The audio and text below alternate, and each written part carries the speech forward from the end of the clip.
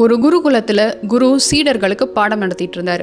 வகுப்பு முடிஞ்சதுக்கப்புறம் பாடத்தில் ஏதாவது சந்தேகம் இருந்தால் கேளுங்க அப்படின்னு சொன்னார். அப்போ ஒரு சீடன் எழுந்து, குருவே, இந்த உலகம் நல்லதா இல்லை கெட்டதா அப்படின்னு கேட்டான். அதுக்கு அந்த குரு அவனை பார்த்து, நீ பூனை பார்த்துருக்கியா? பார்த்துருக்கேன் குருவே. அந்த பூனையோட பற்கள் நல்லதா கெட்டதா அப்படின்னு கேட்டார். இந்த சீடனுக்கோ ஒன்றும் புரியலை. என்னடா, நாம் ஒரு கேள்வி கேட்டால் இவர் அதுக்கு பதில் சொல்லாமல் எதிர்கேள்வியாக கேட்குறாரே அப்படின்னு குழம்பி போய் நின்னான். அதை பார்த்த குரு, நான் கேட்ட கேள்விக்கான பதில் தான் நீ கேட்ட கேள்விக்கும் பதில். அதனால் பூனையின் பற்கள் நல்லதா கெட்டதான்னு கண்டுபிடிச்சிட்டு வா அப்படின்னு சொல்லிட்டு அங்கேருந்து போயிட்டாரு. இந்த சீடனும் ராத்திரி எல்லாம் யோசிச்சு பார்க்குறான்.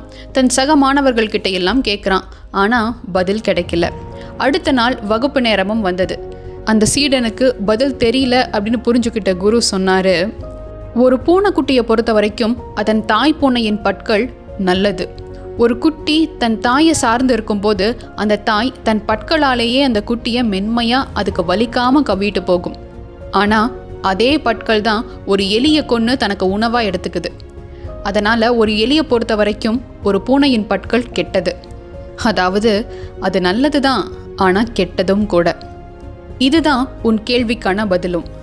இந்த உலகத்தில் இருக்கிற எல்லா விஷயத்துலேயும் நல்லதும் இருக்குது, கெட்டதும் இருக்குது. அவங்க நடந்துக்கிற விதத்தை பொறுத்து இந்த உலகம் சில சமயம் நல்லதாகவும் சில சமயங்களில் தீயதாகவும் காட்சியளிக்கும் அப்படின்னு சொன்னாராம். அதனால் நல்லதையே செய்வோம், எல்லாம் நல்லதாகவே நடக்கும். நன்றி.